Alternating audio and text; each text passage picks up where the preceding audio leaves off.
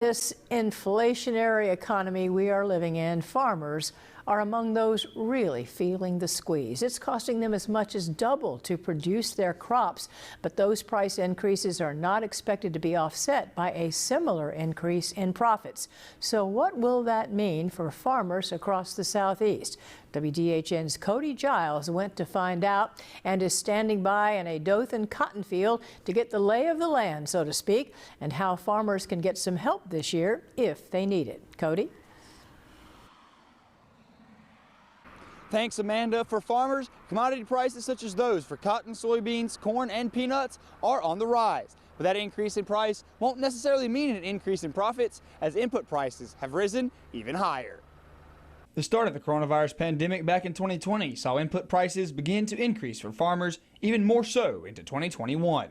Now, 2 years after the start of the global pandemic, prices are still on the rise, now more than ever. Those input costs have gone up so dramatically, growers end up paying could exceed what that increase in commodity price is. This means farmers, not just in the Wiregrass, but across the Southeast, could be taking a hit to their bottom line.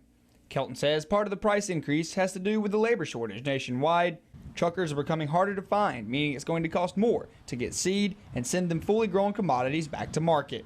Kelton says even if some products are available now, they will generally be at a higher price, and those prices extend into nearly every aspect of farming. Some things like tractor tires are in short supply, so everything, just like anybody else, anybody in the community is affected by issues in the supply chain. Growers are definitely affected, and if it doesn't delay getting something they need, then it can definitely increase those costs. Kelton says this year has potential for some of the highest input prices to date, but she is confident in Wiregrass growers' abilities to budget and come out on top. Because they're going into the season knowing those input costs are where they are, that growers are really good about managing those inputs, knowing which ones to, what can I cut back on.